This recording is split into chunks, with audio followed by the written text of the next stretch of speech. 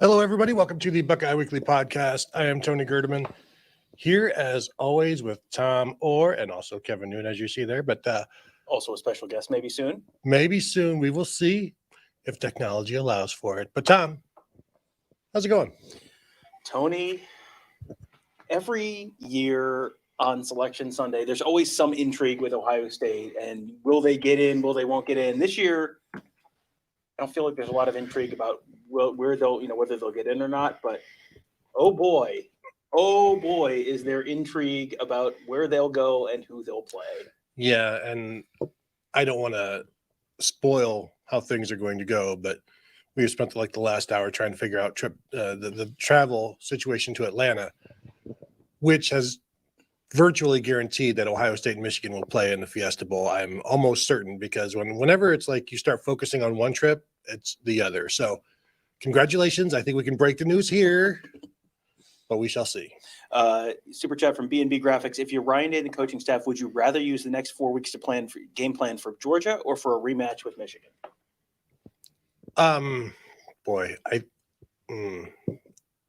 That's a really good question, because you think they would want to play Michigan right now. Like, they would want another shot. Let's go do Michigan. Seeing what J.J. McCarthy had to say about it as well, you would think, you know what? Let's just go take care of this right now. Let's get this out of the way. But also there's the argument that if you're going to lose in the playoffs, lose to Georgia, not Michigan. So, but they're not going into this thinking, who would we rather lose to? It's just safer. Let's just lose to Georgia. Let's just spend those 4 weeks on preparing to lose to Georgia. I think if you're Ohio State, what you want more than anything in the world is another shot at Michigan.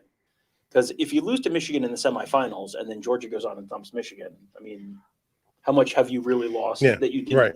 It's going to be a long, miserable offseason either way if they don't beat Michigan or they don't win they don't get out of the semifinals. So you have a chance to two birds, one stone this thing, where you advance to the championship game and beat Michigan.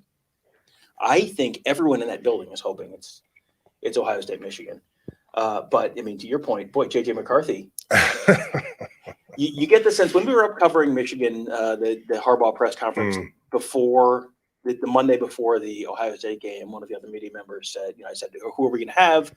And I said, are we going to get Corum or McCarthy? He goes, we don't ever get Corum or McCarthy. And then you see J.J. McCarthy in front of a hot microphone, and it's like, that's why they don't put J.J. McCarthy. That's why, like he's even whispering answers up there. Another super chat, and we have our special guest. Oh, we have a special guest. Well, let's first welcome in our special guest. He is Buckeye Tyler Shoemaker. If you were one of the 3.2 million people who joined us on Friday night after the USC game, you know him, you love him already. But Tyler, thank you for being here. And boy, is this. Let's just get you on record right now. Fiesta Bowl against Michigan or Peach Bowl against Georgia?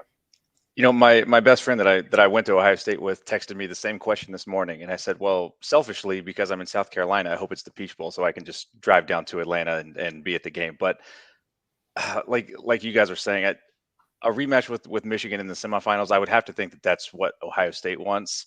I'm good either way. I'm like we talked about the other night. I'm just excited that it seems like they're for sure going to be in. So whatever happens, and hopefully, based on the comments Ryan Day made, it sounds like they're coming into it with the right mentality. All right, and so let's get the super chat from Jordan Kapler. Is $5 enough to make Tom advocate for Bama to get into the playoffs in his SEC voice? No, 50. I mean, the answer. First of all, the answer is no. Please have some dignity. Tom is not your dancing monkey. No, Nick not Saban. For $5. Nick Saban was your dancing monkey last night. I mean, what did you think of Nick Saban's rationale for why Alabama should get in, and how consistent do you think his logic has been in terms of what constitutes a team that you get? Yeah, no, I didn't see the halftime portion with him. And again, why is the Big Ten airing an interview with the Big Ten network partner? Why are they showing Nick Saban begging during the Big Ten championship game is a concern that Kevin Warren probably has, but because they want attention and money. But real great travel partners there, those two. But anyway, earlier he was talking about, well, who would Alabama be favored against? Alabama would be favored against, favored over all of these teams. I assume that was a portion of what he was also saying in the halftime. But I would go back to the argument of you lost twice and didn't win your division, and like everything that people are saying about Ohio State that they don't want Ohio State in. Alabama sat home. Like, Alabama is all of those things, plus an extra loss, and their best win is on the road at Texas, or that's like there is no argument for Alabama other than just say what you want to say. Bama's Bama.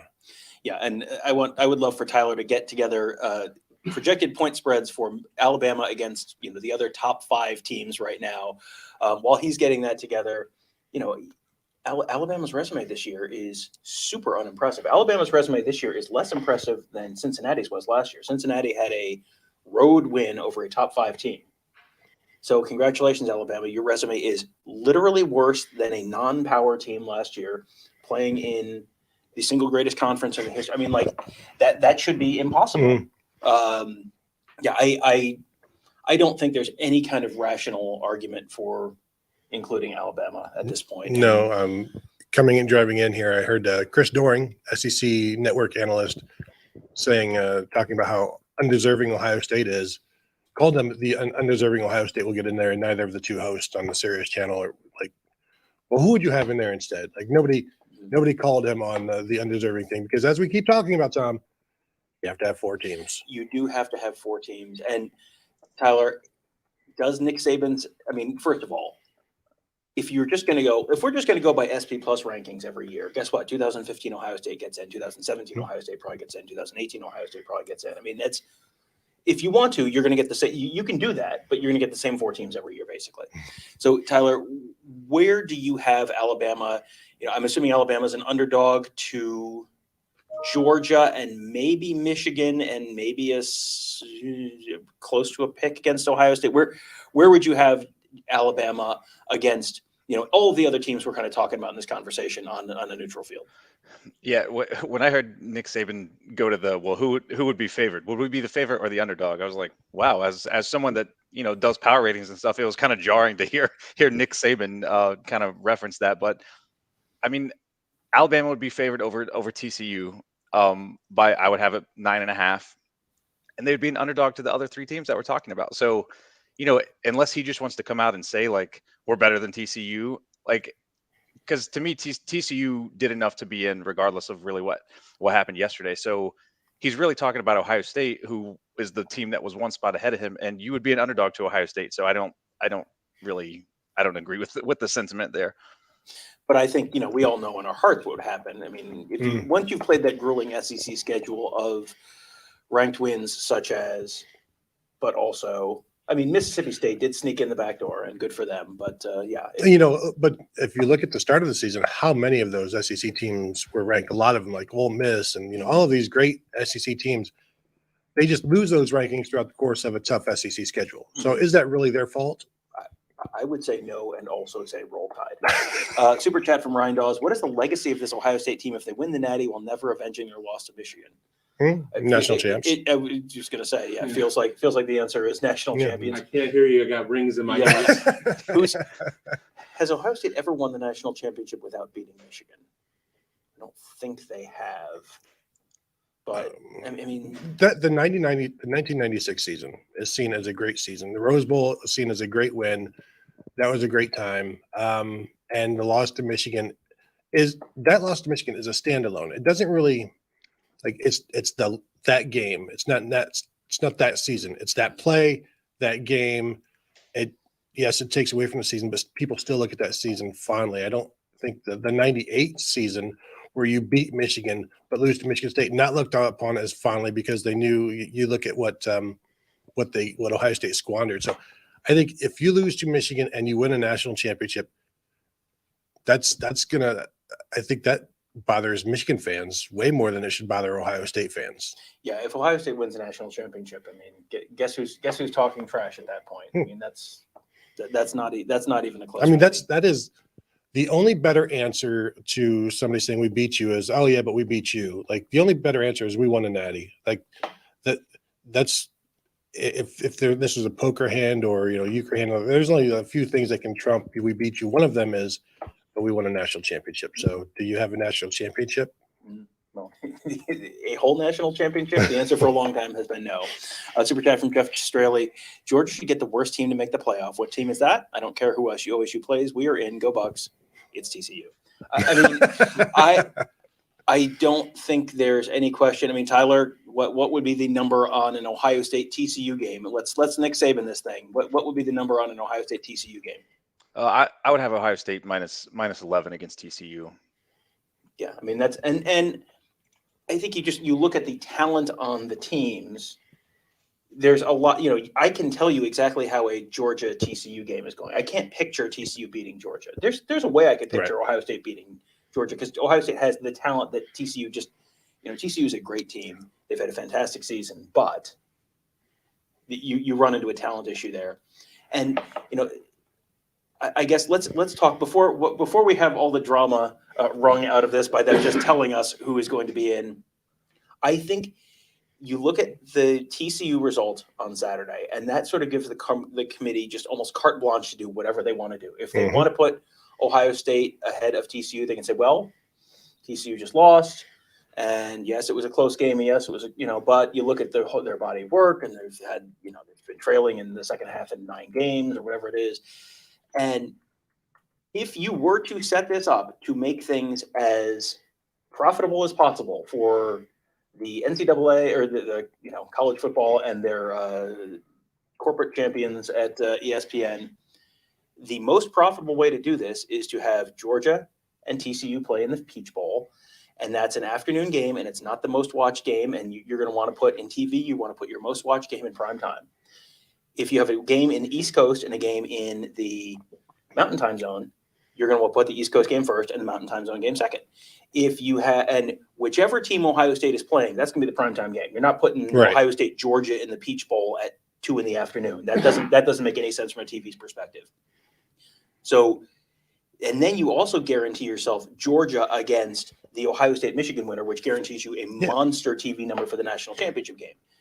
So, all that, plus what Jeff just brought up, which is who would Georgia rather play? Georgia would rather play TCU. You put Georgia in the situation, the number 1 seed gets the benefit of playing the team they would prefer to play. All of that to me says Ohio State and Michigan are playing in the Fiesta Bowl. We also got an email this morning from the Fiesta Bowl media folks, which we get lots of emails from the Fiesta Bowl media folks. So, but it was an email we have not gotten an email from the Peach Bowl folks, but we've never covered a Peach Bowl before. I've been getting destroyed by the Peach Bowl. Would you like to talk to the commissioner of the Peach Bowl? And I've done it before, and he is a wonderful person to speak to, but fool me once, fool me thrice. Until Ohio State ends up in the Peach Bowl, I don't need to do that again. Did you get an email this morning with media information about the Peach Bowl? I did not. Yes. So again, this is I don't view that as confirmation or anything. But we now do have 2 points of confirmation. One, our travel plans. 2, that email. Yes, and also we have planned a lot of our travel around the Atlanta game. So, plus it will be more expensive to go cover the. That's usually the ultimate decider. Yes. So a month about talking about a rematch of the game, first time ever, or playing them twice in a calendar year. I think, and I'm not on camera because I'm too ugly for that, but I think everybody who's watching us right now, be it Ohio State fan, be it Michigan fan, or be it just random trolling, looking to talk to some people, would be all about that. There's every reason to do that. And you're talking, I'm thinking about these reality shows where these contestants get picked randomly, but then they run the credits after the show, and it's like, selection of candidates, selection of contestants has also been a process made by producers of the show, that sort of thing. So I'm wondering, after this selection show, will there be credits run where, producers were also included in the selections and the contestants in this show, and there is no reason to think that the committee or the TV product of Georgia versus TCU has to be somewhere in there, and that's the easy one. The game is going to sell out as well because it's in Georgia. So just put that one in there and then just profit off of the other 2 games remaining, the Michigan, Ohio State, and then whoever plays Georgia. Super chat from Silver Bullet. Tom looks very handsome without a hat. It makes me hard for me to concentrate on the show. You're welcome, and I'm sorry. And but yes, that is every once in a while I do not wear a hat, and here we are. Great. Now he's never going to wear a hat again because it's like he's just going to be searching for super chats about how handsome. His big head won't be able to fit in the hat now that his ego is swelling. Just going to toss my hair around. Screenshot that and show it to the wife. Done. So they- is this going to be like a 12-15 reveal? Is that what Yes, 12-15 12 is 15 the- is the is reveal, what so, the you know. press And- release said. And we are watching this via streaming, so there's going to be a minute delay, and you're watching us via streaming. So you will know before we will know, but then when we tell you, you'll find out that we now know. That's going to be huge. The JJ McCarthy comments. Did you watch the JJ McCarthy comments after the game? Mm-hmm. He was asked in the post-game press conference, you know, what do you think about potentially having a matchup with rematch with Ohio State? And Donovan Edwards, very, did the answer you're supposed to give, which is, well, we'll play whoever they tell us we'll play. It's whoever's on the schedule. That's who we'll play next. What did JJ McCarthy say? Well, first he muttered something to Donovan Edwards, something like, and I don't know the exact quotes anymore, but I don't have, but it was basically like, "Ooh, yeah, let's bring it on, bring it on." And then later on, he's like, "Yeah, I'd really like another chance to play those boys," something to that effect. Where it was, he's a young guy, but it's like he grew up watching the cocky '90s, '80s Michigan quarterbacks, and was born out of their words, basically, like some motherless child and father that just created from the words of these former Michigan quarterbacks. And we talked in the past about his confidence bordering on cockiness, and cockiness then can grow into arrogance. But it shows you how willing and how unconcerned he is about Michigan or Ohio State's secondary. And so I tweeted yesterday that Ryan Day was in Arizona watching Dylan Raiola play, and I had a Michigan fan saying, "Oh, a Michigan fan from out in Arizona saying, oh, the Raiolas, they're so cocky. They're, I would never want anybody like that in my program." And I just replied with the video of JJ McCarthy's post-game press conference. I never received a response though. Here's the exact quote. "Please, please bring it on. That would be truly a blessing if we got to play those boys again." Maybe he's right. The Super 16 poll, which does not have any impact at all on the college football playoff selection process, that is out. Football Writers Association Super 16 poll. Number 1, Georgia. Number 2, Michigan. Number 3, Ohio State. Ohio State. Number 4, by TC. 2 points. By 2 points. Yeah, I mean, this is Wagon. Yeah, this is, I mean, when we talk about this being this could really go either way. I think I would not be shocked with either one. I would be a little more surprised if they go to the Peach Bowl solely because that means they're leaving money on the table. Yeah. And there is they don't need to game the system at all to put Ohio State 3. You could just put Ohio State 3. And I would be very surprised if they have an option, a completely legitimate opportunity to do that they would leave all that money on the table. Because have they signed the new TV deal for the new college football playoff? I don't think they have, right? No, because they're still figuring out who's going to be broadcasting which games. Okay. Do you know what's going to go into the negotiations? The ratings for the current college football playoff? Yeah. Do you know what happens when line goes up with ratings? Yeah, ad rates go up, all of that stuff. Line goes up for money as well. Mhm. I'm not trying to be conspiratorial here. I'm just saying if I was running a business and I had an opportunity to do two things and one of them would make me more money and one of them would make me less. Well, ESPN should flex Ohio State. the 6-day window. But again, all you have to go back to is what would be the better reward for Georgia? Is it playing TCU or playing Ohio State? And if people can answer that question honestly with themselves and say, well, Georgia would probably rather face TCU, that is what I believe the honest answer is, then how do you punish Georgia by giving them Ohio State? So there's so many ways that they can justify Ohio State being third, including the fact that Ohio State was always at least 2 spots ahead of TCU in the college football playoff rankings until Ohio State lost to Michigan. And then TCU goes and loses to a 3-loss Kansas State team with a backup quarterback. I mean, and the other thing that I think is the other side of this issue is if you wanted to do that, wouldn't you just have Ohio State beat 4 last week? And then if USC wins the Pac-12, they jump over Ohio State anyway because Ohio State doesn't. I mean, that was the thing that last week shocked me was why would you not give yourself that option? Mm-hmm. Leave yourself an extremely obvious right way to slide in the side door because then Ohio State's moving up only 1 spot and not 2 spots. But the thing is, the way this has been done, they are just moving up 1 spot a day. Like, how can you justify moving Ohio State 2 spots? It's like, well, you're not. Yes, it's because 2 teams lost. That's how you justify moving somebody 2 spots. 2 teams lose. There's the math. I mean, it's 2 + 1 ± 2. Carry the pi, Right. cosine of the tangent. Simple. We all graduated from Ohio State. Anyway, that to me was at least a, how much of a gap do they really see between TCU and Ohio State? And the gap there, to your point, TCU was 2 spots behind Ohio State. So that's 100% on the margin of defeat in the Michigan game. Is that something that they can't get over? We have seen them not be able to get over that in 2018, where Ohio State lost only 1 game. They're the only 1-loss Power 5 conference champion to not make it, if I remember correctly. But that was marginal loss, but also that was a one-sided game. Ohio State, Michigan, not a one-sided game. So they talk about not putting in the margin in a lot of what they do, the margin of defeat for teams when they factor these things in. They try to avoid that. But when you look at how Ohio State lost their last game and you look at how TCU lost their last game, that's going to be justification for a lot of people to keep TCU at 3. And you can't argue that either. So this is why it's so fascinating, because both sides make sound arguments. It's too bad they just can't settle this on the field somehow. One of the other things that we're waiting, we're about 4 minutes from the rankings reveal. One thing that's really interesting here is you look at this year's results and what that would mean for the 12-team format that's coming up soon. And the 12-team format would be a first-round bye for number 1 Georgia, okay. Number 2 Michigan, okay. Number 3 Kansas State.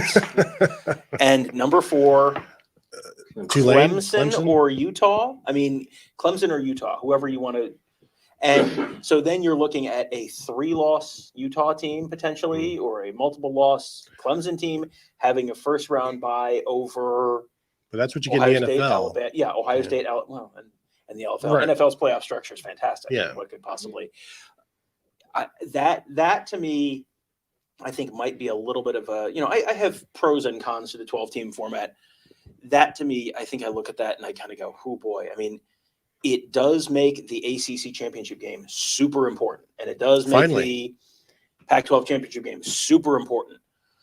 But also, if I'm a 12 and an 11-1 Ohio State team, and I'm looking at a 9 or 10-3 Utah team, you got to win the NFC East. You do have to win the NFC East. Do you have all of these teams, that the higher ranked teams in these conference championship games, collude? Like, what we ought to do? Let's just lose. We'll get a home game against a lesser opponent, and then waiting for us in the quarterfinals will be a lesser opponent. So it's the playoff resumes, the losses they're putting up right now, the losses and point margin. Alabama and Tennessee being up there is a joke, and it's ridiculous. Yes. And every talking head who sat there and made it sound like Ohio State was down 22 for 4 quarters of that game, it's just been intellectually dishonest. Now, I'm not a win denier. Yeah. So I'm not going to say that Michigan didn't whip that in that game, but it whipped that in the fourth quarter. Well, and you talk about the intellectual dishonesty. Everybody that is saying Ohio State isn't deserving is also trying to make an argument for Alabama and Tennessee, because we know where a lot of those arguments are coming from, don't we, Tam? We do. This is Ryan Day. That's Ryan Day from a previous week, I think. Yeah, yesterday. We got a super chat from Jason. A lot of folks asking for Tony to lose the hat now too. Whoo, boy! That's a good thing. I got a haircut, so there's not enough hat head there to make this. But where's the $50? This episode turns into a Magic Mike. Oh no! Remake. Now it's going to be like who earns more from not having no hat? Gosh dang it! I didn't want to make. It's going to be like Howl at the Moon Saloon or whatever, where you have to pay more to get your fight song played. Tyler's not wearing a hat. Where's the money for Tyler? Well, we haven't talked to Tyler in a while. I'm just not handsome enough for that. Apparently, you guys have me beat in that department. Maybe I should just switch Kevin seats. So Tyler, where do you think the Michigan Ohio the TCU Ohio State decision gets made? What is the data point that the committee looks at between those two? Because you could, like you said, there's an argument for either one. What do you think is the one that ends up being the persuasive one? Is it, is it margin of defeat? Is it resume? Is it, hey, we'll make more money this way? How do you think that decision actually gets made? Yeah, you really can't go wrong, I guess. I mean, you can justify whichever way you want to go. My resume ratings that we talked about the other night, I have, even with the loss, I still have TCU ahead of Ohio State in terms of resume. Now, not in terms of power rating. So again, if you want to say who's better, that's probably Ohio State. And if you want to say who has the better resume, that's probably TCU. So, as you can see on the graphic there, I've got it by the strength of schedule and then their resume score. So I've got TCU ahead of Ohio State. I'm with you. The interesting thing there, you guys talked about like getting the email from the Fiesta Bowl, which is interesting. But then the other interesting thing on the other side of that coin is last night, FanDuel actually put up lines for Michigan, TCU, and Ohio State, Georgia. Like you can actively place bets on those games right now. That's interesting. So, is that do you think that's an assumption, or do you think that's inside information? That's interesting because like if they're going to accept the bets, I mean, worst case they just void them out. But I mean, that seems like going through a lot of trouble for if you didn't. I don't know. I hate to be the Vegas knows guy, but that did strike me very, very interesting. I was at a hockey game last night, and someone tweeted me that, and I looked, and I was like, wow, that's interesting.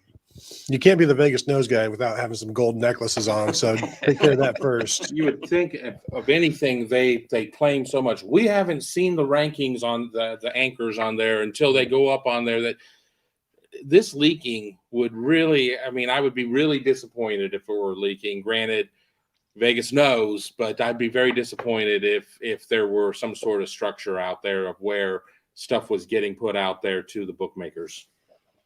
There was a Heisman Trophy ceremony about 20 years ago, and I'm not going to say which year, but I knew a guy who knew a guy and was told 100% certainty who the Heisman Trophy winner was going to be. Like, I will jump off the tower behind this TV station if this is wrong.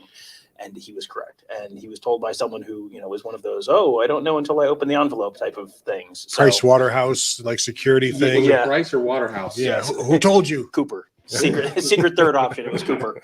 Yeah. I don't typically buy that. Mike Smith says Tony looks good with both of his hairs cut. That's mean. Why would you? He's got one more than me. There you go. This is going to be real fun because it's going to either be Vegas knew or the Fiesta Bowl knew and sent us an email, and we should have. Yeah. Why didn't we know? Well, it looks like we are about to maybe get started to begin to get things going. Well, they just showed Alabama, so I'm not sure this is related to the reveal of the rankings. Yeah. Well, they pre-produce this stuff very early. Mm-hmm. Will they start with 25? Coming up, college football playoff revealed.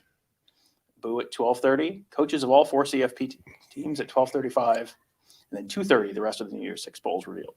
That's always an interesting to finally get all of the bowl games and see, okay, where I'm going to be for this one, what I'm going to do watching this one. When what is the other Arizona game while we're out there? The Guaranteed Rate Bowl. Ooh. Yeah, who is that going to be? What kind of crazy matchup will that be? Who will be very disappointing in the Manor House for the media room? Well, we know who that'll be.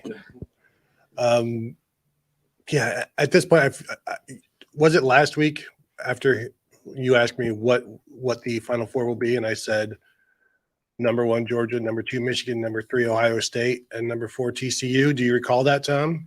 We only had like 80 podcasts last week. Do you recall asking me that? Oh, yes. That was the thing that you said when we talked about football last week. Yes. Now I remember it. So I don't think the committee would go against my word is what I'm saying. No, not with your 2 hairs. The Guaranteed Rate Bowl. Oh, boy. Oh, boy. Oh, boy. What is it?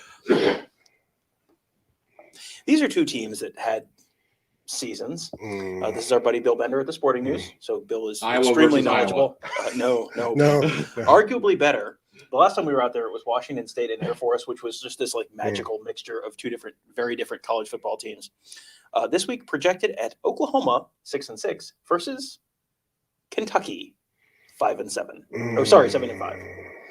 I mean, that's neither one of those do anything for me. I maybe going to pick up some freelance work for the Sickos committee. Our first one, maybe. All right, So it's going to be Tennessee or I hope it's Georgia. number Oh. one, Georgia in a shocking twist. Michigan number 2. You guys think? I think they're Michigan gonna number have 2. to drag this. They're going to do. If it's me, I'm producing number 1, number 2, number 6, Yeah. number 5, Mhm. number 3. That's what I'm doing. That's how I'm in the order I'm revealing these in. We'll see if ESPN knows how to make television. And of course, we have all of this Number muted, so 2 we don't Bama. know what they're No, saying. I'm just kidding. But yeah, you go 1-2 here. How much longer do you need to talk about Georgia? Hey, that's a team that's been mollywomping everyone. Did you They're see number what they 1. did against LSU, man? Boy, Mhm. that's an SEC West team that they did that against. Do you remember last year when Michigan was playing Iowa? Number Number 2, 2, Michigan, Michigan. shocking. Breaking. Yes. This just in. Exclusive must credit. Did you see? Remember last year when Michigan, Iowa had the ball to start the Big Ten championship game, and they went right down the field and kicked the field goal and missed a field goal, I think, on their opening drive. And it's like, oh, the game's over. That was LSU having the ball, going right down the field, lining up to kick a field goal, getting it blocked, starting to wander off the field, and getting it run back for a touchdown. I was like, okay, the game's over now. And Georgia player looking around. Can I do this? Is this okay? Is this Don't legal? worry, because the coach didn't know either. Yeah. The one coach up in the booth was like waving his hands like, Peter, Yeah. don't touch it. Yeah. Now we wait for number 6, Mm-hmm. Alabama. Number 25, NC State. Take a short commercial break here, and We know we got you. Yeah, Oh, you're watching. right. Now it's just the teasing time. Here is Tyler, make them show me the next team. Tyler, show me potato salad. I mean, I've already given the ratings and the resume. I don't know what else they could be waiting for. I've given them the answer to the test. I don't know what more they want from me. As we just wait, and I don't know, is Desmond cackling? Perhaps that's what's taking so long at this point. could be. Needs Was a he lozenge. even part of the No, he shouldn't. be. 5-man set? No. Doesn't mean he's not cackling.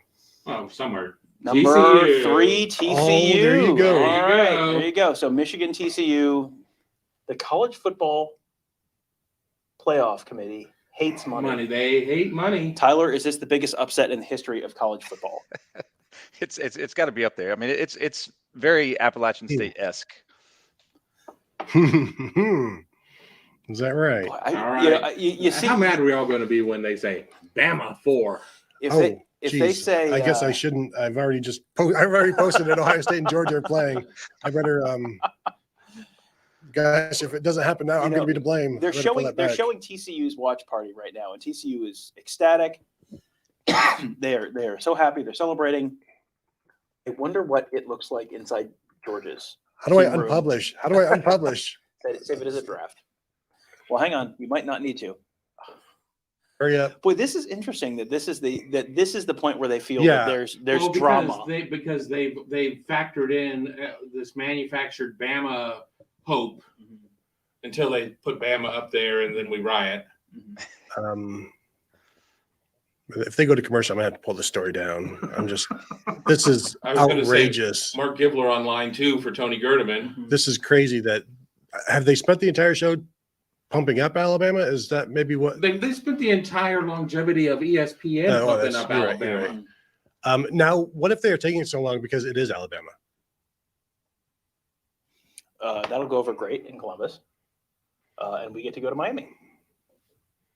And This we is burn the tape from Friday night. unbelievable. This feels like such manufactured controversy. Yeah. Like this is going to be the thing They're where feeding into it. you're going to have arguing talking head shows Yeah, about there it. it is. There we go. Number Tony 4 Ohio Tony State. is How safe. about that? All right, let's go ahead and publish that Hooray. story. Tony broke the story even before the college football playoff. Much That is credit. that is Yeah. Insider. good job. I had heard the guys in Vegas actually let me know. Good job, Tony. Must credit. Wow. So thanks for nothing, Fiesta Bowl.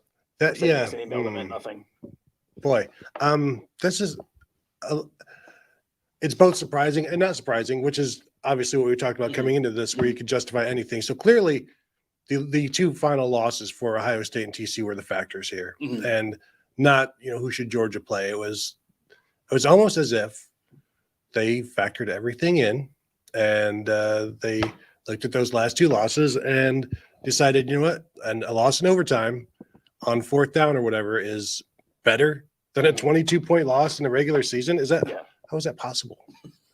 Yeah, and that's that. I think you've got a body of work thing where TCU has played better teams, but they have just been like skating on a knife edge all season. Now, what if Bama isn't 5? I mean, they're going to be 5, but for all their hemming and hawing and everything else, and SC ends up 5 or whatever. I don't know how you get to that.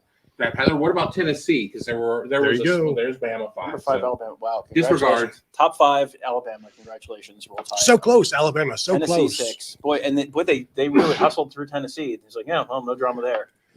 It's amazing and believable that they manufactured so much Ohio State, Alabama there. And Tom, you're exactly right. That's going to fuel debate. It's going to keep the radio calls going and all of that stuff. And it's just interesting. And I am surprised that Ohio State is 4 rather than 3, because everything made sense for them to be 3 as a television product. Now they've harmed the television product by potentially having a TCU Georgia final. Like, who wants that? Yeah, well, yeah. We'll see how those games play out, and I will be interested to get Tyler's thoughts on projected spreads and all that for these semifinal games in a minute. But we do have to get a super chat first. Mike Smith says the argument for TCU at 3 really isn't flawed. You can understand why with the resume why they are there. They also at least played on championship weekend. Let's be grateful for the chance we got. I mean, 100%. Yeah, I mean, that's like we said. This is what made this really interesting was there were legitimate arguments on both sides for each of those teams. When Ohio State got bumped from 4 to 5, that was the one thing that made me kind of go, or from 3 to 5 last week. That was the thing that kind of made me go. Yeah, and that allowed the committee then to do whatever they wanted this week and justify it and kind of erase that TCU being 2 spots behind Ohio State throughout the course of the rankings. So I don't want to give them credit for smart ranking, because we don't do that on this show, but it seemed to have worked out. And you absolutely, that is a justifiable ranking. Super chat from David Greenshield. Rematch of the 1993 Citrus Herbie's last game. That is the only time Ohio State and Georgia have ever played in their program history. I in the breaking news that I broke with the story of Ohio State playing Georgia, I had Kirk Herbstreit's stats in that game. Were they 6 of 27? Were they good? I bet they were good. Kevin, no, they were not 6 of 27. No, he would attempt 27. So he was 8 of 24 for 110 yards. Garrison Hurst, I remember watching that game. That dude was awesome. He went for 163 on 28 carries. Also, former Cleveland Browns quarterback Eric Zier threw for 242 yards. And we're all former Cleveland Browns quarterbacks. I mean, that's not saying much. He is currently the color guy on the Georgia radio network. So we can talk to Eric Zier at the Peach Bowl about the 1993 and also talk to Kirk Herbstreit about that, because they both played there. That will be so exciting. I wonder if we will arrange that, or if it will be arranged for us by the very helpful Peach Bowl people who, Kevin, why don't you do an interview with the Peach Bowl president guy at some point? I'm going to check my email, because I'm sure that the PR firm that's handling that has probably messaged me 3 times saying, see, we told you. This is like the movie where the girl has been wearing glasses all movie. and then she takes them off. It's like, she's beautiful. I have missed my opportunity with the, yes, that's Kevin with the Peach Bowl president. All right, Tyler. Let's start with the Georgia Ohio State line. Where would you put the line for that game? Yeah, my numbers have it at Georgia -2, which, like I said, FanDuel put that up last night at Georgia 6.5. So, I mean, I definitely think there's going to be a lot of value here on Ohio State, and them making that line 6.5 tells me that they're just really valuing the more recent games instead of the full body of work. Because I think I've talked about this before, where I also do like a recent formula where I kind of take out the first month or so of the season to see kind of who's playing well. And that recent formula would have Georgia -6.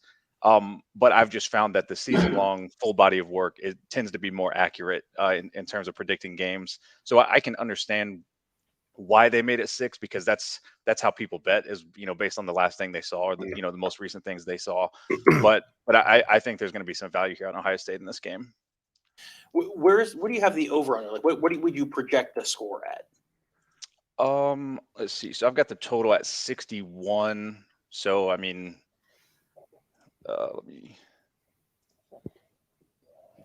Yeah, Like 32, 32, 30 Yeah. or 31, 29. Yeah, right, Okay. right around 30 for each team, give or take a couple points. And what about the Michigan TCU game? Where would you have that? Michigan TCU, I've got Michigan by 10.5 with a total of 59.5. Boy, I mean, FanDuel had 9.5, so they're very much Yeah. in line there. yeah, that's to me. That tells me that the committee doesn't have the teams in the right order. Yeah. If No. Michigan is not as good as Mhm. Georgia in their eyes, and yet they're favored by significantly more against a team that is supposedly not as good as the team that Michigan. Yeah, no, and said that earlier. If the lines are that wide in the different games, then you've done it incorrectly. Go ahead, finish. Yeah, your thought. because the number 2 team should not be a heavier favorite against number 3 than 1 against number 4. That's crazy. Was there a bigger cheer in Ann Arbor or a bigger groan in Athens once the rankings went up? That would be a good question for the respective fans. I think, yeah, that's a good question, Tom. Answer that, please. What was the question? Sorry, I was No, getting chat is there questions. a bigger groan in Athens or a bigger cheer in Michigan, in Ann Arbor? I feel like I think Georgia feels good about anybody they play. Michigan has to absolutely be thrilled to be playing TCU at this point, in my opinion. Yeah, I mean, I think you go through the years, and playing that Big 12 team in the first round has typically basically been a bye week for a lot of teams. It feels like that's probably where, I mean, Michigan would have to really screw up to not win that game. And Georgia, Georgia is going to be a solid favorite. I would expect Georgia to beat Ohio State, but I don't, I don't think that's nearly as much of I would have a higher level of confidence on Georgia beating TCU than I do on Georgia beating Ohio State, because with the talent that Ohio State has, there's at least a plausible path to victory for Ohio State. I don't think there really is a plausible path to victory for TCU. I think TCU Georgia would look a lot like USC Georgia, or all the people on Friday night who are looking at USC and going, "Oh, I don't need to see this against Georgia." Like, I feel like that would be kind of TCU Georgia too. Max Duggan may have the most dog in him out of anybody on that field. Max Duggan doesn't have enough around him, in my opinion. And until somebody figures out that Donovan Edwards off the edge is a problem, I'm not expecting TCU to have a lot of success there. I was thinking it's going to be fun to watch Max Duggan against Michigan's defense, and watching him do what he does and get all bloody and pass out from running, and that's always entertaining watching that. I mean, come on. Super chat from Treebuck. Just lost it there. I got it. 2 Big Ten teams in the playoffs. Never thought it would happen.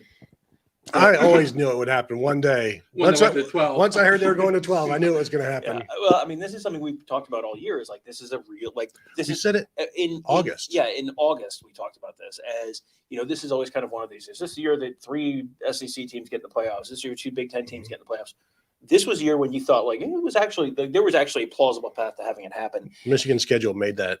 Yeah. Look at who they're playing, and they should. We kept saying that if they're 10-1 or 11-0 coming into Ohio Stadium, and if you figure Ohio State's going to be 10-0, 10-1, 11-0 with Michigan coming in there, it's pretty easy to see a scenario where both teams come in after just losing to each other. So now, Tyler, to me, this is a very interesting setup for the Big Ten, because this is the Big Ten always has when the Big Ten wins, it's because the other teams didn't care, and they weren't interested, and so you really you can't judge a conference strength on bowl game results alone, despite the fact that the entirety of the late 2000s Big Ten anti-Big Ten sentiment was based around a bunch of the BCS games, but also Outback Bowls and Citrus Bowls and all that kind of stuff. So, Tyler, is this more of an opportunity for the Big Ten to potentially they win both semifinals, and then are they the king of the college football world? Or is this more of a, boy, if Georgia beats Ohio State and TCU beats Michigan, oh boy, this is going to be a long winter in Big Ten. Send them back 50 years. Can I just point out again that Buke, Oregon is a cross between a Lane Kiffin and Tim Robbins. Like, if they had a baby, that's Buke, Oregon. On that note, Tyler. I don't know how to follow that up, but I think you're right, Tom. I think if this is an opportunity, Big Ten fans for years now have, pounded the table and said, we're as good as the SEC. We're at least tied for for the best conference in the country. So like now it's time to go put up or shut up, because if you go and both teams lose, I mean, especially Michigan as a 10-point favorite, if they would lose, that would be, I think, a big blow to the Big Ten. I mean, Ohio State's an underdog; they're the 4 seed, whatever. But if both teams do lose, I do think that's a credibility hit for the Big Ten. Yeah, and Jimmy Ressler, I want to put this up here real quick. It says 3 would have been possible if Tennessee didn't lose to South Carolina and LSU won against A&M and Georgia. I mean, it's technically true that you could have gotten 4 ACC teams in if they had all just not lost games. I mean, sure, that's that. Okay, if Tennessee, there's some real strong cousin Eddie. If I only had back that money I gave that team preacher energy here, where if only Tennessee hadn't lost by 42 points to South Carolina or whatever it was, and only LSU hadn't lost multiple games, including one to a 5-7 A&M team. I mean, but Alabama played A&M really tough too. Well, Texas A&M can't deny that. You play Alabama that good, you're pretty good yourself. And I don't care about their other losses. I just care about Bama. And they did quality pretty good. losses. Yes, exactly. Quality losses. Well, I mean, I got into it with a buddy of mine who covers Florida State, and he just messaged me back, and I haven't had a chance to message him, where he believed that what should be done is Alabama should go in as the 4. And when did we get into this era where losses didn't matter?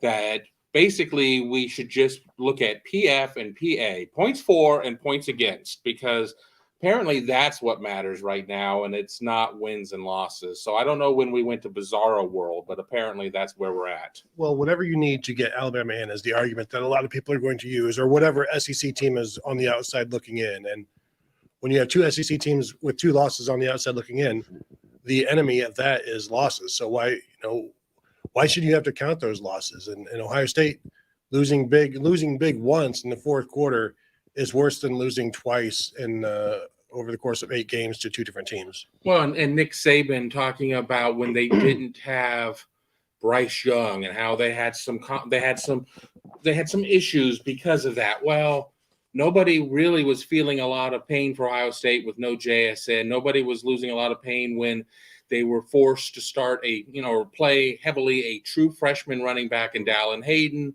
or a running back converted to linebacker, converted back to running back, and Chip Trainum.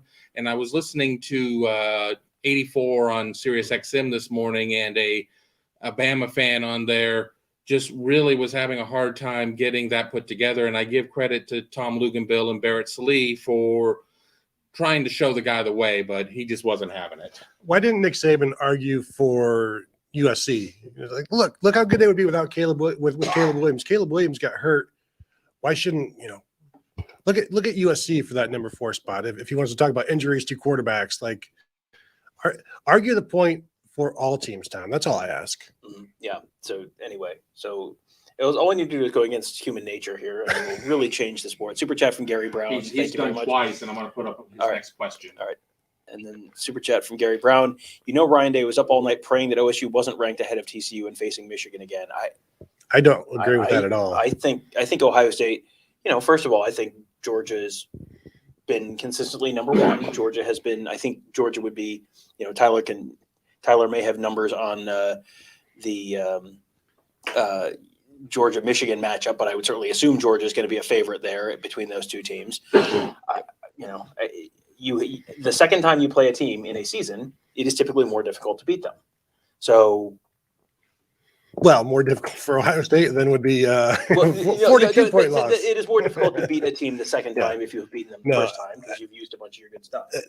And you've already prepared for that game, so you can get even deeper into it, and you're already so much more prepared for Michigan, a team that is not as talented as Georgia, and there'll be enough time to prepare for Georgia. But yeah, there's everybody at the WAC was hoping for Michigan, and not that they didn't want Georgia. It's just like, if I have a preference, I want this team. We'll face either. I just want to be in. But they all wanted. There's no I hope we don't get Michigan. There's none of that there. I think there's more of a question whether they wanted Michigan more or TCU, and they were never going to get TCU. But I guess it's just come out that, shock of all shocks, the Peach Bowl will be the second semifinal game and will be the 8 p.m. Eastern game. So that has been determined. Yeah. So that goes right with this is all the reasons why I was saying it would make more sense for Ohio State to play Michigan in the Fiesta Bowl, because now you have the game that starts in the Mountain Time Zone is going to start at what does that game start at 3:30, something like that? Is it? Well, I think Or it's is it 4 and 8? I think it's 4 and 8, so it'll be what? So you're starting 1 or at 2 out 2 there. p.m. and then you're going to have a game in Atlanta that ends like it could plausibly think about how many commercials are in that game. It's an 8 o'clock game, which means it's an 8:17 kickoff. Yeah. You could have the new year happen in the middle of the fourth quarter. Well, yeah, because what was the it was like just getting to the fourth quarter of the Big Ten championship game last night at like a quarter after 11 or something like that. That first quarter took forever. And almost like an hour. There were a lot of reviews, a lot of long reviews on there. Unnecessarily long reviews. Super chat from Jesse. Go Bucks. I've known Jesse via online for a long time. Good to see you here watching us on the show. Hope you subscribe to the channel. Check us out at BuckeyeHuddle.com. Yeah, while we're at it, everyone should hit the thumbs up button. Hit like this video, please, while you're here. Make sure you subscribe to the channel. I'm just saying. There's like a fresh quote from Kirby. Here's from Kirby Smart. Quote, "It will be a premier matchup. We can't play the UGA defense we played last night and expect to be any kind of champions." Champions of life. Well, No, that's those Butch. are Vol Twitter. Tyler, where would you have a potential Georgia-Michigan game right now in terms of spread and also just over/under as well? I would have Georgia -4 with a total of 56.5. So basically a 31-27 kind of game, something in that neighborhood. Yep. I don't see Michigan scoring 27 against Georgia. I'm sorry, Tyler. Yeah, it feels like that's Georgia is, I think, I saw someone in the chat basically saying Ohio State now has to play a better version of Michigan. And that kind of feels about right. You have to play a better version of Michigan. And so yeah, that to me feels like that's if you get through Georgia, then Michigan might not seem quite as daunting. But also if you get through Georgia, who's going to be more beat up coming out of the semifinals? This is the issue that Clemson had in 2019 coming out of that Fiesta Bowl, where those two teams were just knocking the crap out of each other for 60 minutes. And LSU was on cruise control for basically the last 2.5 quarters. It feels like you might see that. And, that might be advantage Michigan because if Ohio State's going toe-to-toe with Georgia and they're whacking shoulder pads, that's, this is why you want to have the easier game round one. And then Georgia doesn't have the easier game round one. Is TCU, because watching them play against Kansas State, and you lose to Kansas State, you are what you are, but they seem like they mirror their quarterback, or is that just we are just projecting, like, because the giving up the points to Kansas State that they did, there were some easy scores in there. But you see what a quarterback does, and you're just like, oh, that's what their team is. And you see what Ohio State's quarterback does, and you're just like, oh, that's what their team is. I think we latch onto that when really the accuracy of that, I don't know how true it is. And Michigan having to play TCU, yeah, I'm with you. They're much happier to see. Do you think like they're much happier to see TCU and it's the free spot, they are the one that is getting rewarded as I'm just talking throughout. Like they are getting rewarded.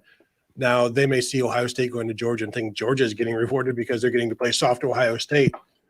But this is going to be an opportunity for, again, Ohio State to show that this whole soft label is past them. But they have to be mentally tough, as that's what cost them against Michigan. And that's where they need to be.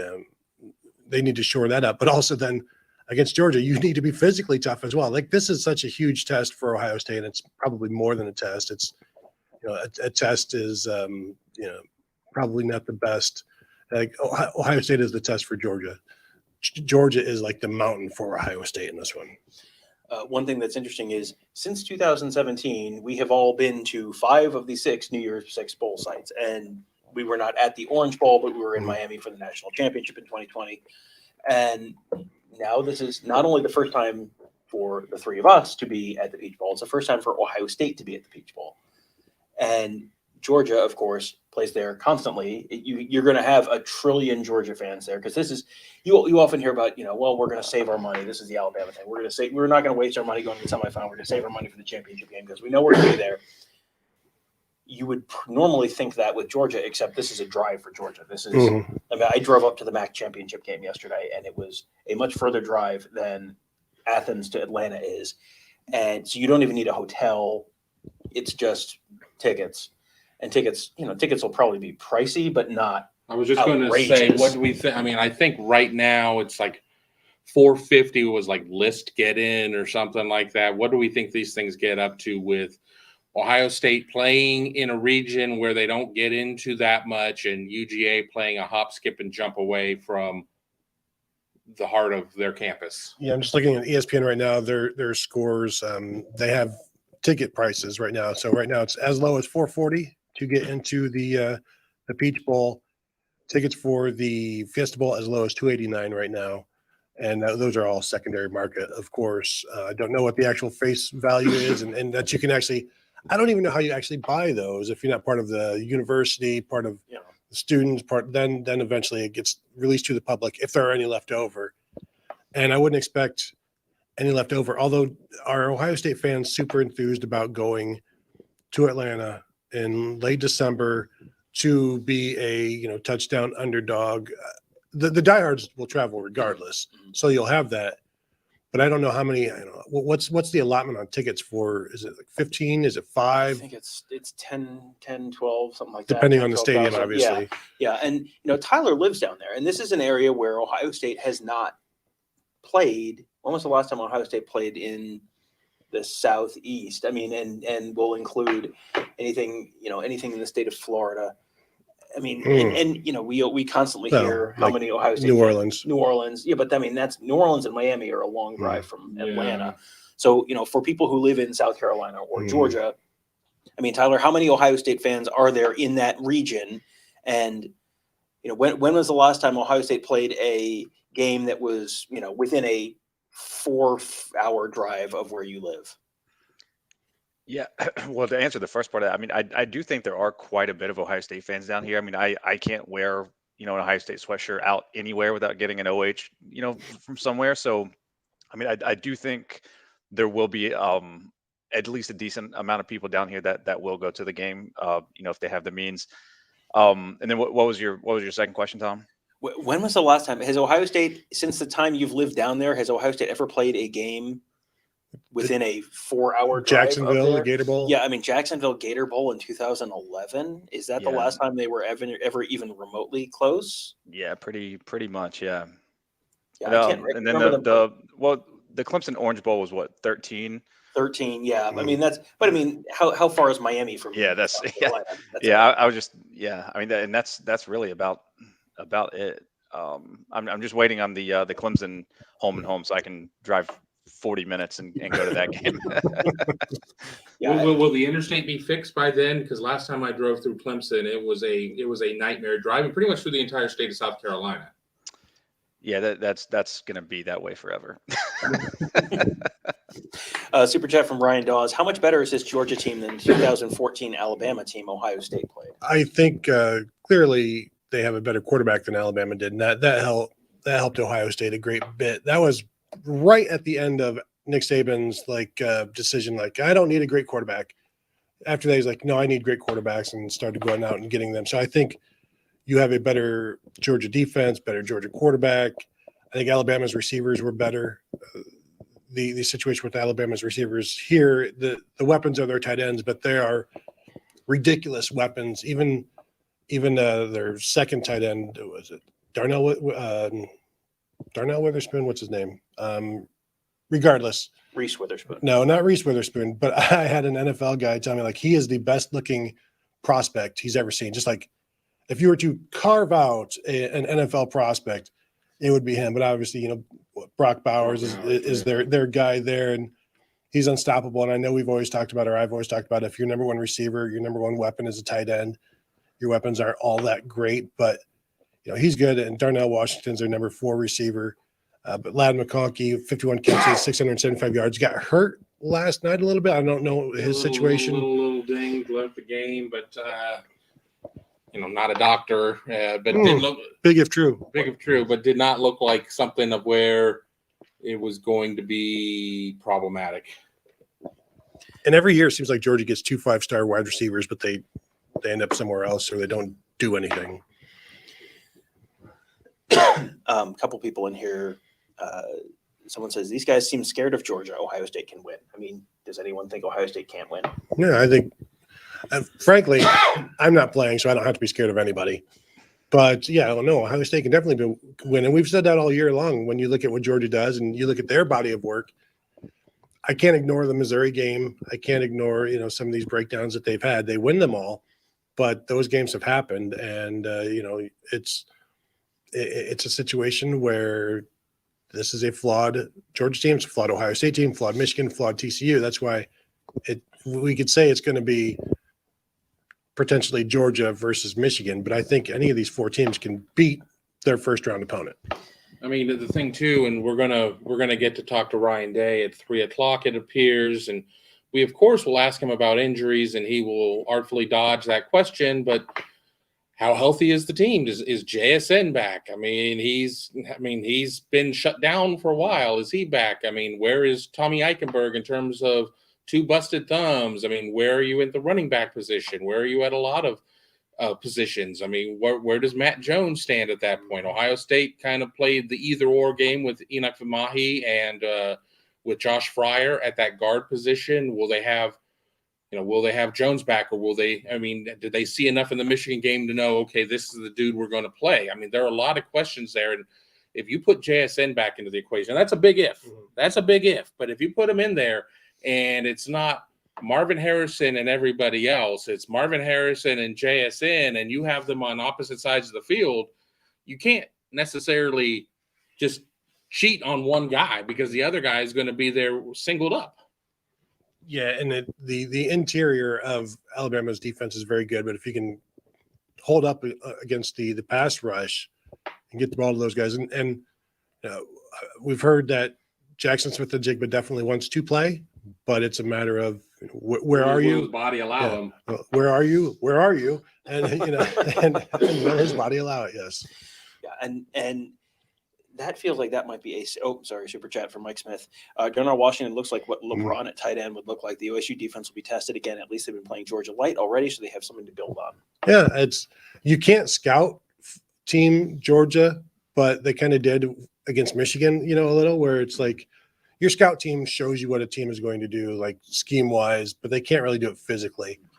Michigan, I think, has shown a little bit of both of those things, and so that will be a help, but also got to cover the receivers. Don't lose track of the receivers. That would be my approach. But is Stetson Bennett the escaper that JJ McCarthy is? He can escape, but JJ McCarthy at times is unsackable. Well, there's escape, and then there's escape and create, and JJ McCarthy's been escape and create.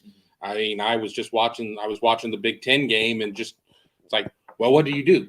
Do you sit there and keep contain, and he still breaks contain, and he either runs or takes it up to the line of scrimmage, or on one play well beyond the line of scrimmage, and finds dudes? I mean, I don't know if that's necessarily what I've seen out of Stetson Bennett, but has Stetson had to do that a lot? What I would do is stop letting JJ McCarthy roll right, escape right. That's it's amazing. It's like when you stop letting that left-handed point guard go left. Yeah, but he still does it. Yeah, people constantly coming straight at him. Yeah. And it's like, I can tell you what he's going to do. Take a different angle. Make him go somewhere else. Super chat from Omar Austin. I want to get Tyler's thoughts on this. Do we have any answers for the tight ends and the 12 personnel stuff they run? How do we hold up against their wide receivers? Does our offensive line hold up against their defensive line? I mean, and go. I mean, what? And rip. It feels like there's a bunch of matchups that are somewhere between, probably a little bit in Georgia's favor and maybe a little bit more in Georgia's favor in that conversation, doesn't it? Yeah, and something that when I saw this pop up, one thought that I had, because it's been kind of this lore in Ohio State bowl history where, these young guys in bowl practice really come along, and that's when they, identify like this guy's going to be a dude.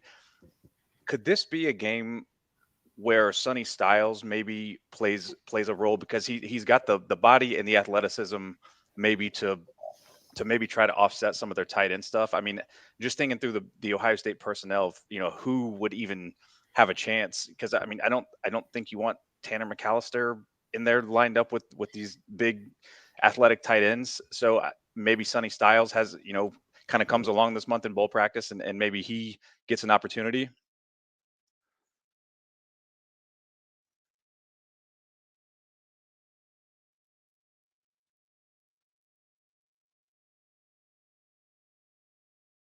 Bowers or Darnell Washington. So there is that. No, that's interesting. Ryan Day coming up now on the television, and of course we won't hear what he says, but I think if I can read some lips here. Play with emotion. Don't let emotion play with who?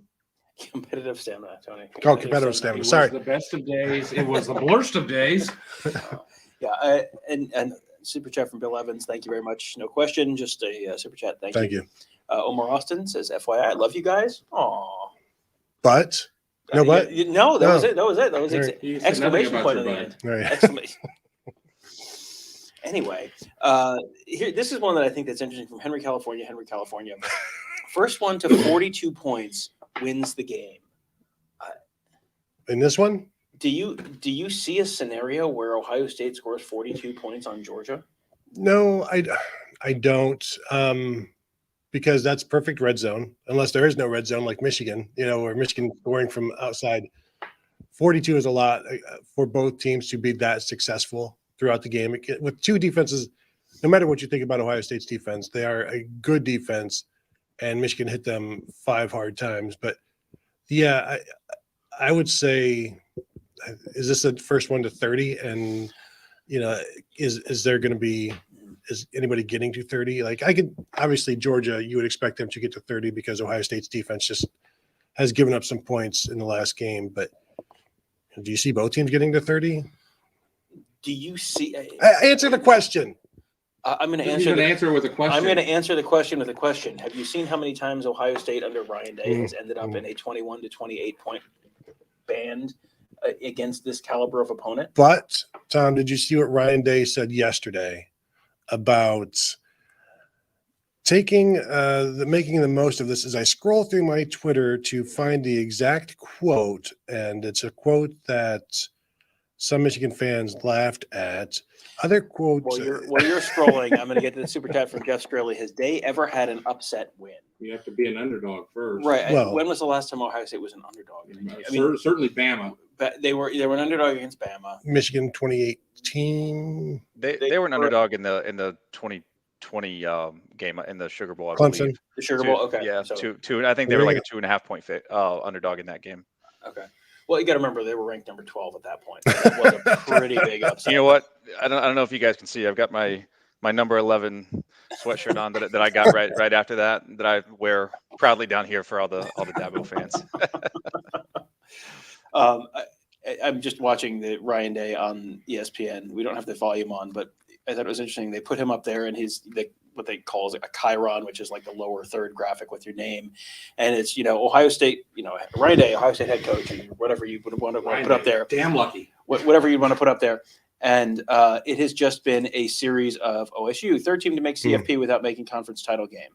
OSU, third most lopsided loss for any team to 22-point loss to Michigan. It's just like I always go back to when Urban Meyer was hired, and the chyron for the ESPN chyron at that point was, which Urban Meyer is Ohio State getting, the winner or the quitter? It was just that is standard how ESPN treats Ohio State at times. This quote from Ryan Day. Let me know how you feel about it. This was yesterday. I know moving forward, we're going to play loose. We're going to be aggressive, and we're going to go at people. Okay, sure. Let's see it. Does Ohio State have anything to lose in this game? Absolutely. People were ready to run Ryan Day out of here on a rail. If they come out and don't look very good against UGA, regardless of the outcome, I don't think that segment of the fan base is going to take too kindly to that. But isn't it okay to lose to the number one team in the nation in the playoffs? No. But those are the people who think you should be fired for losing to Michigan. Well, but they're there. Kevin, you privately, when we talk, you tell me how much you despise those people. Only just a couple people. None of them are on the show right now. Except for me. It does feel like Ohio State. I think after watching Ryan Day's teams look the same in all of these losses, I tweeted this during the Michigan game. Like every Ryan Day win looks different. Every Ryan Day loss looks the same. If they come out and he's kicking field goals, he's punting in plus territory, and he's not, you have a Heisman caliber quarterback. You have a mutant wide receiver. Let those two try and do something. How many targets did Marvin Harrison have in the red zone against Michigan? 1, maybe? Zero. 0? Zero. I mean, football is complicated, but it's also not that complicated. Like, you have good players. Let your good players try and go make plays. Because, he's going to have to throw the ball into a tight window. Guess what he can do? Throw the ball into a tight window. Guess what Marvin Harrison can do? Catch the ball in a tight window. Like, we have seen this. Like, no offense to Cade Stover, but Cade Stover should not be getting balls thrown to him in the end zone unless he is wide freaking open. Well, and you're absolutely right with all of this close stuff. Has there been a situation like this? And thank you, Mitchell Mullins, for the super chat there. Has there been a situation like this where you kind of have been given a new lease on life? And so, you know what? I will go for it on 4th down instead of, 4th and 7 instead of punting at the 44 or something like that, where Ryan Day and the Buckeyes feel like they have nothing to lose. I know people who are talking about the criticism. Yeah, that's going to be there. You win this game, you lose to Michigan, you should still be fired. So the criticism isn't going anywhere. But I think this is a different situation where you can play freer. And frankly, you may have to play. You will have to play freer to beat Georgia. And you need to maximize and have as many plays on offense as possible. And kicking a field goal takes a play of offense away from you. So I think, but again, as we said before, Michigan you're playing a conservative style of team. So like, field goal, that's more valuable than it would be against a high flying 50-point a game team. And so it's like, no, it's okay. This field goal is okay because Georgia's not going to score 38 or 42. And so every point is good, but every field goal is a wasted touchdown. Georgia's not going to score 38 or 42. I'm saying that's what you see. That's what you can see from a Georgia who isn't. Well, they're not Bama. They're not going to put up 59 on you. And it's like, I don't know if that's true. That's Mitchell Mullins' question for the super chat. Okay, Mitchell Mullins' question. TCU lost to number 10 by 3 in overtime. Stayed number 3. Had Ohio State lost by 3 in overtime to number 3 Michigan. Would they have stayed at number 2? Well, they wouldn't have stayed at number 2 because Michigan would have jumped over them. Yeah, well, and also is there still the issue with TCU losing in their conference title game rather than Ohio State not making it to the conference title game? And really, like, that's making it isn't a data point, but losing a close game in the conference championship game, I think clearly was a data point when it came to these two. So yeah, I think Michigan, Ohio State not playing in the conference championship still would have hurt them based on this scenario. Sonny Dykes looks like he's trying to pick something out of his ear. It's his IFB, which is his little earpiece. But Sonny Dykes looks extremely uncomfortable with an IFB in his ear. He just generally looks pretty uncomfortable to start. Super chat from Mike Smith. We need the Ryan Day version against Clemson. Leave this recent version at home. I mean, that was Tyler. You remember the Clemson game? What did Ohio State do differently against Clemson that you have not? Because if you look at Ryan Day against top 10, top 5 opponents, the point totals are it's 21, 23, 24, 27, 28. But then there's the 56 against Michigan State, which Michigan State wasn't actually a top 10 team. And then the 49 against Clemson? What's the difference there to you other than Justin Fields? Yeah, I mean, going into that game, I had made the comment to someone like, I feel good to that point when Ohio State goes into big games because I feel like I had a feeling that I didn't feel under Urban Meyer, which was that we're going to have a schematic advantage in the game because of the head coach. But I have not felt that way since that game. And even the 2019 Fiesta Bowl against Clemson, we only scored 23. But if you remember, like he went after that punt. Now it backfired, but he was aggressive. It was just aggressive Ryan Day. And as Tony mentioned, the quote from yesterday, like going at people. And I don't feel like in the Michigan game this year and, in just the recent big games, I don't feel like he's gone at people. he just kind of played that not to lose. And in the history of sports, any coach that plays not to lose ends up losing like 99.9% of the time. The key to that game, the win over Tennessee or Clemson, 7 touchdowns, no field goals. That's the key, Tom. Get into the end zone.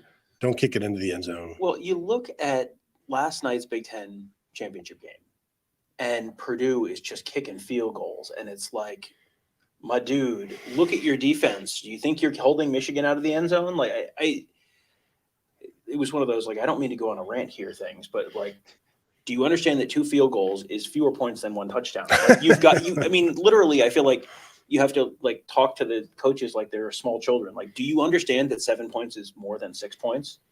And you can't, you would certainly hope that Ryan Day would come out this and just like come out swinging. And if they come out swinging and it doesn't work and they lose by 24 points, that's almost more encouraging to me in a way than Ohio State coming out and playing tight and kicking field goals and then losing by 10, because Georgia is, has the opportunity to just sort of strangle the life out of you if you're kicking field goals. I think you go down there and you're just 4 downs. Every drive is, if you're inside the 40, it's 4 downs, and you call plays accordingly. And it's not going to be easy, but you are not going to win that game with field goals. Yeah, and treat the 4th downs with the analytic eye as well. It's like, you're not going to get all of them, but if you get 3 of the 4 or you get 2 of the 4, that's better than kicking field goals on those. Well, let's not say that Georgia is putting up 40-some points a game either. Tennessee was 1 at the time, but something that Tennessee was not noted for was its defense. That was 27-13.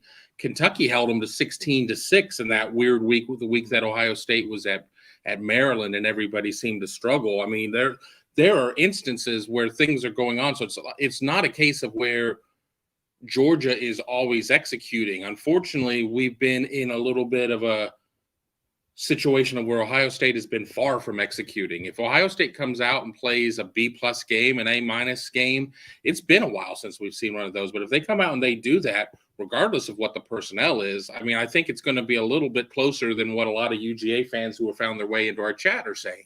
I think a looser team is obviously a team more capable of playing the way we're talking about. And you're tight, and that hurts, obviously. Super chats. Okay. Jeff Straley says, will Day give up play calling for this game? Do you believe he should? Go Bucks. Thank you for all the content. Will Ryan Day give up play calling for this game? No. Tony, do you believe he should? No, because when has changing the play calling like mid-season, not even mid-season, like late in the season, a situation like this really helped? We saw Kerry Combs get demoted, get benched, and you give it to Matt Barnes. How did that go? Like, what, would Kevin Wilson do okay with it on his own? Absolutely. I think he would do okay. Like, that's what he's always done. I don't think Ohio State would really miss a beat.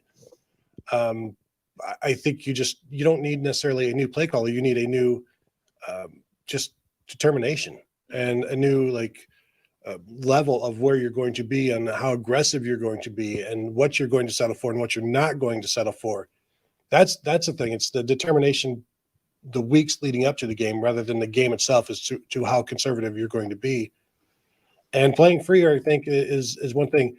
Now, Day is 1-2 all-time as a head coach as an underdog. So he had the loss to, obviously, Alabama, and he went over Clemson and the loss to Clemson in 2019 when Phil Steele says they were a 2.5-point underdog. I thought they were favored in that one, but Tyler? I think they were an underdog in both, okay. if I recall correctly. I think that's right.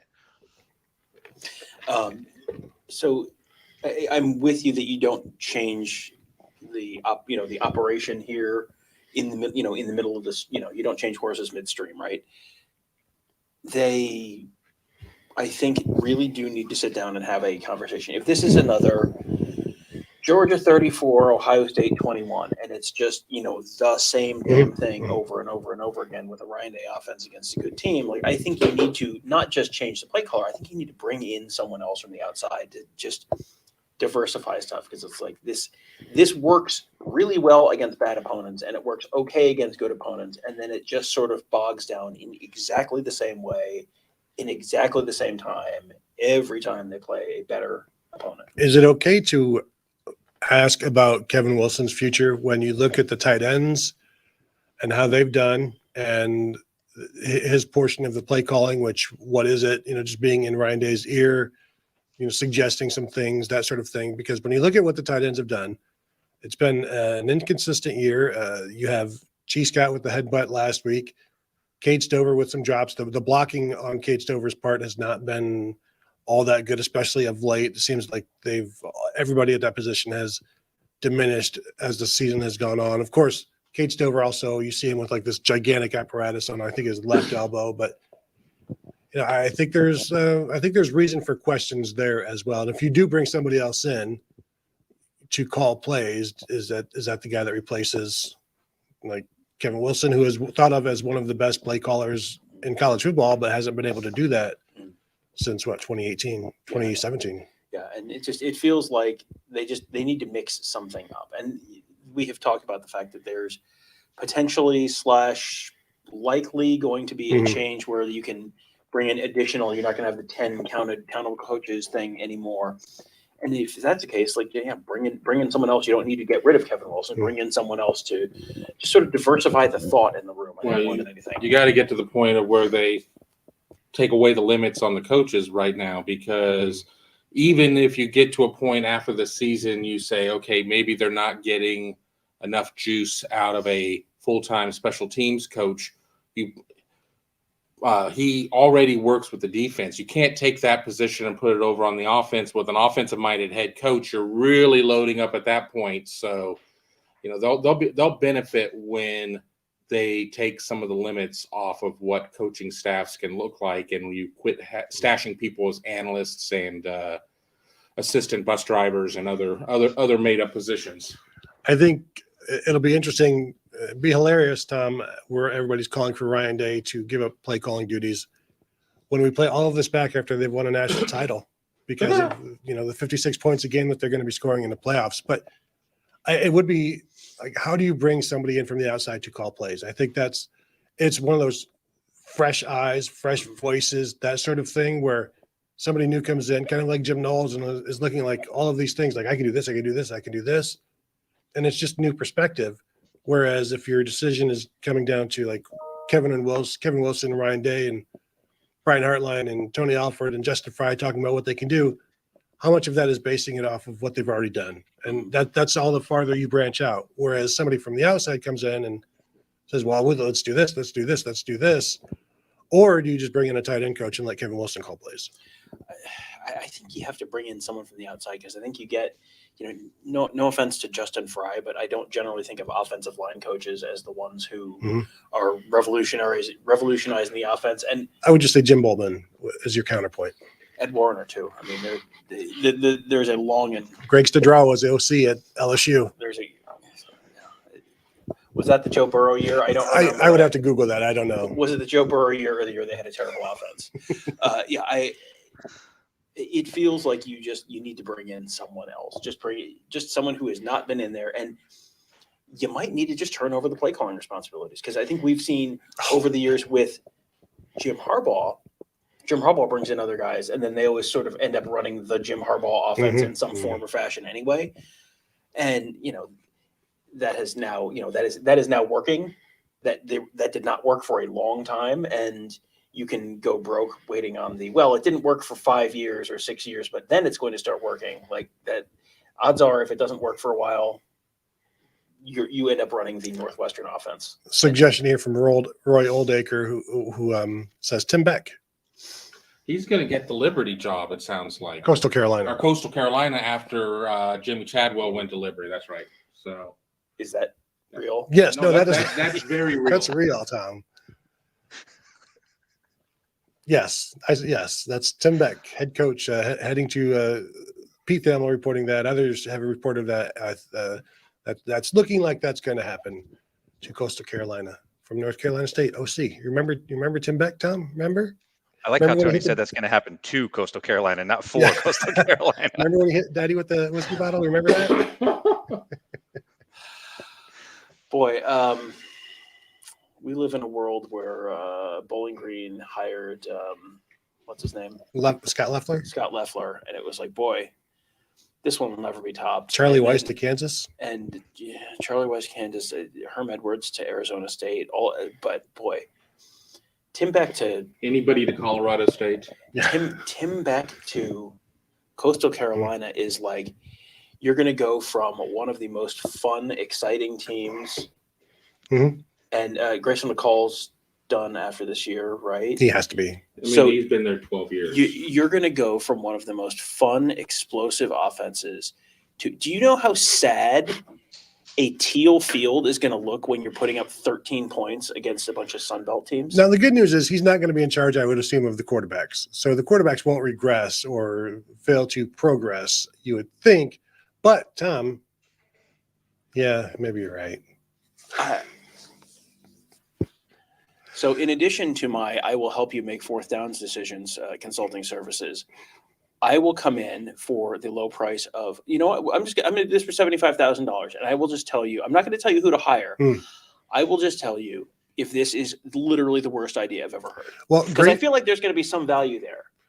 Because there aren't that many hires where you look at them and you go, I'm sorry, what? What? What? Who? What? Why? Mhm. If I can't formulate a complete sentence, you should not hire Right. that person.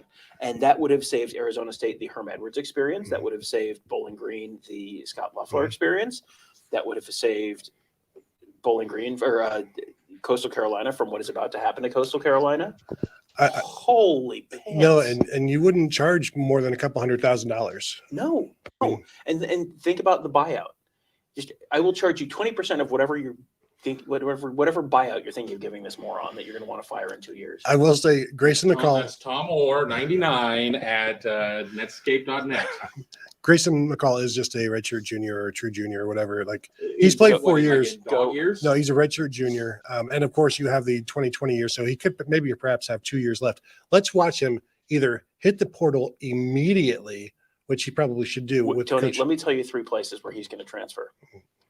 Liberty, Liberty, Liberty. Not even a question. Get out. Save yourself. Don't get backed. Well, and to see what he would become in 2023 under Tim Beck, well, I mean, he would still be good if there's no regression or no progression. Still be pretty decent, but get out, man, get out. That is a terrible idea. Very important score update for you. Newark Generals currently leading some team from Easton 6-3. Go Gens. My son's only scored 1 goal so far, but still the start of the third period. Still time. No dinner for him. Hope you're ready to walk home, son. Tom Tungavailoa. Captain Junior says Georgia -7, Michigan -9. Wow, both lines look off. I mean, Tyler, those lines look reasonable to me. Don't you think? Yeah, I mean, especially the Michigan one. Like I said, I'm a little lower on Georgia, but again, like I said, I can understand why it is what it is because the recent play would kind of dictate that would be the line. I'm just scrolling through here. Now there are a couple of bowl games I see that are set, but those have been announced in the past couple of days. Some of the lessers will start to leak out. The McMurphys of the world will have that, but we'll get the New Year's 6 at like 2:30, I think, including what I would expect to see Penn State, Utah in the Rose Bowl. Duke De Laverne says, "Solid, great show, guys. Solid personalities in the show. Great humor." I mean, I was getting complimented on my looks earlier, but you know, when we start asking people about my looks, you always start hearing about personality, don't you? It's weird. I don't know. That must just be me because you guys got the looks comments. I'll be the personality. Yeah, I'm looking at covers.com right now. Michigan -10, Georgia -7, which is right in line with what we were talking about. And Tyler, if I tell you that one of those lines has moved 4 points by kickoff, which line is it and in which direction? Probably Michigan. I think the general consensus is that Michigan's probably going to kill TCU, or has the opportunity to kill TCU. I think more so than Georgia. Not saying Georgia couldn't. I mean, we saw Michigan end up winning by 3 touchdowns against Ohio State. But I think if there's going to be one truly lopsided game, I think it would be the Michigan TCU game. Yeah, that feels like the right answer Mhm. there. Where, and there's also, we talk about public teams, and Georgia and Michigan and Ohio State are all kind of public teams in a way that I don't know that TCU is. So, there is you hear about smart money, but there's other money that goes into it too. And Yeah, but TCU, don't they have the largest like city area like of all of the universities? Don't they? They got the largest purple Zamboni that plays a bunch of horns. I know that. yeah, I forgot about that. The super loud, like Horn Zamboni or Hornboni or whatever. What's TCU doing with the Zamboni? it's like this like drivable. It's like their version of like the cross. It's a cross between Sooner Schooner? but it's like a vehicle. It's like a cross between like Buckeye the Guys Ramblin' convertible? Wreck-It, the Rambling Wreck at Georgia Tech, and a Zamboni, and it's just a really loud horn. And it's like, I don't think that's what the horn frog mating call sounds like. I don't think it sounds like a Would you really know? loud air horn. What about the Purdue train? Are you there? You go. See, Purdue having a train horn actually makes sense. TCU Hmm. having a train horn is just like, why don't you have a thing? Well, Roll something out there that just rivets really and then loudly. they've taken Hypnotoad from Futurama, and I guarantee you most of the kids there have never watched Futurama, and they're the horned frogs, not the horned toads. So I don't get that one. It would be like if Buckeyes like started calling themselves like Buckeye fans starting latching onto like cashews or something. It's like it's not even completely different Oh, boy. genuses. Well, we're wrapping up about 9 question. minutes. I Yeah. think on that one. Well, I'm Question. just saying frogs and toads are not the same thing. Before They we, really are not. I mean, the Florida crocodiles. Exactly. before we go, I do want to have a question from Salty Balls. Tony G, have you or have you not dressed up as Jonah Hill for Halloween? I think that's what we all want to know. No, I don't believe in Halloween. I think it's a pagan holiday. I don't discuss it. Hang on, I've got to send you a super chat for that answer. But I do for Thanksgiving, ironically. Old dude says, I got $1,000 on Georgia. I mean, money line or Hmm. spread? That's a bad money line bet. There's probably not a whole lot of value there. You're gonna win. Yeah. You're gonna win $67. Ronald Miller says CJ doesn't want to run. Keep him home. We've won with a third string quarterback. We need a dual threat. I mean, So you want to throw what, Devin Brown out there because he's your best runner? yeah, I think there are two separate conversations to be had. One is if you have a better running quarterback, whether it's Kyle McCord or Devin Brown, both of whom I think are probably better and more willing runners than CJ Stroud. Mhm. I think there's a very logical argument to be made that this is going to be a much more diverse and perhaps explosive offense next year because of what that might bring to the offense. But also, you're not keeping CJ Stroud at home for this game. CJ Stroud gives them the best opportunity to win this game. I think there's a real possibility that with one of those other guys in there, I don't know if it's more points, but I think it maybe gives you more options against better defenses. I was just going to say that's not throwing the baby out with the bathwater. That's throwing out the whole GD orphanage. Burn it to the ground. No, I think running for CJ Stroud is going to have to happen in this game because of the pass rush and blitzing and all of that sort of thing. Maybe what you need to do this month is condition him to, you know what, the third read, there is no fourth read. The third read is run, and the fourth read is run. Like you can't go 3-4. Let me go back to 1. Okay, now I will run. You don't have time for that, and so maybe you break these things down a little bit better, or when he runs though, it's not good. Like the called runs aren't good. We saw the quarterback counter power thing once a couple of weeks ago and a few weeks ago, and it wasn't good. It could have picked up like 40 yards with JT Barrett. I think he got like 3 with CJ Stroud. His scrambles have to be wide open to be effective. But again, 4 yards on a scramble is better than a 4-yard loss on a sack or an incompletion. So like just keep them on schedule. You don't need the 40-yarder.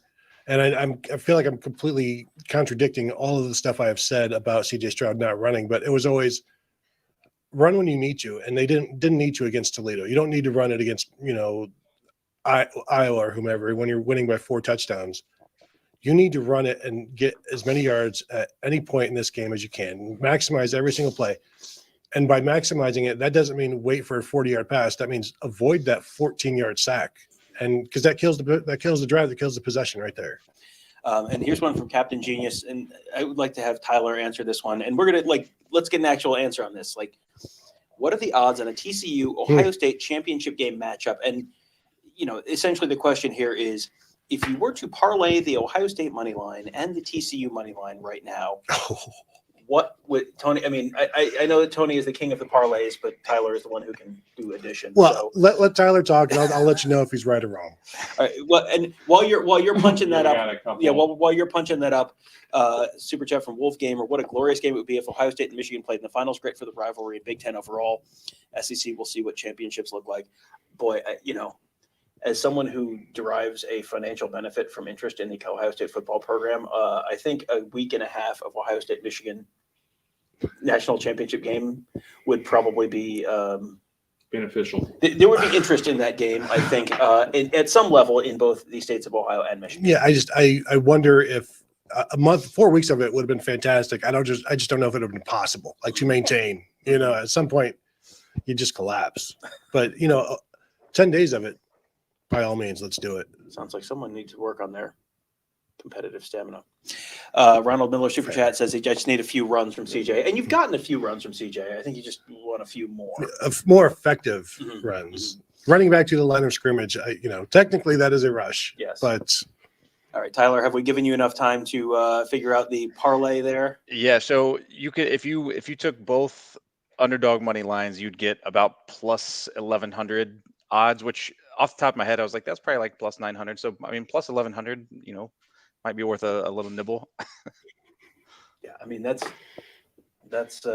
I'm not just a little taste. I'm really not seeing the TCU half of that cashing, and Ohio State is not a favorite here, but we certainly have not had to get to the point of making any decisions on that one. I want to see Georgia practice. We'll get to see them practice at the bowl game. That's when I'll know how I'm going to go. Because if I see some incompletions or some missed tackles, it's going to go a long way towards my pick. Bennett is really 5'6". Yeah, seeing him in person, you'd be like, oh, there's no way. Because remember going to the Rose Bowl or whatever, and you're seeing these Washington dudes, and they're like, is that the JV team? Because these are not college football players. These are not college football player-sized players. Yeah, and then they almost beat Ohio State. I mean, they almost got smoked by Ohio State, and then that was a tough. and then Ohio Urban Meyer State team started to. They left, and there was still 15 minutes to go. I have one of my sunset pictures from that game. That was the 2019 Rose Bowl, 2018 season, and Ohio State ended up winning that game 28-23. And one of the pictures I have of the sunset is end of the third quarter, and the scoreboard says Ohio State 28, Washington 3. And it's like I completely forgot that game was a complete blowout. Tony, I think we are about ready to wrap up. Yeah. But first of all, thank you very much for Tyler for being here.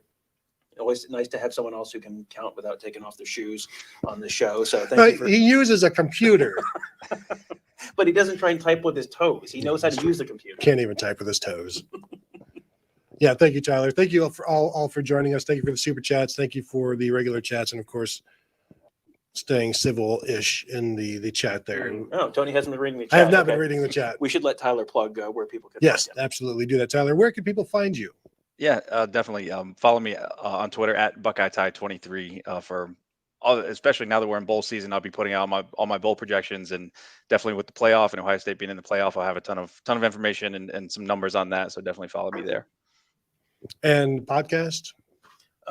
You can find me on the Buckeyes Tomorrow Morning no, podcast. Ty and March. College football. Tom, this is not about you all the time. You looked at me. I figured when you look at me and ask a question, I assume you're asking me the question. Tom thinks everybody's looking at him in his Sorry, head.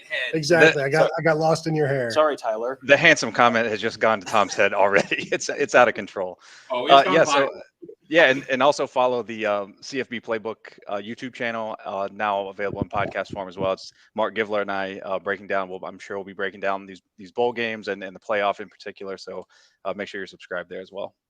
Absolutely. Please do that. And that will then do it for all of us. Thank you for joining us. We're going to have many more of these. There's 4 weeks of Peach Bowl hype to build. So I want to thank you all for joining us, and we will talk to you all later.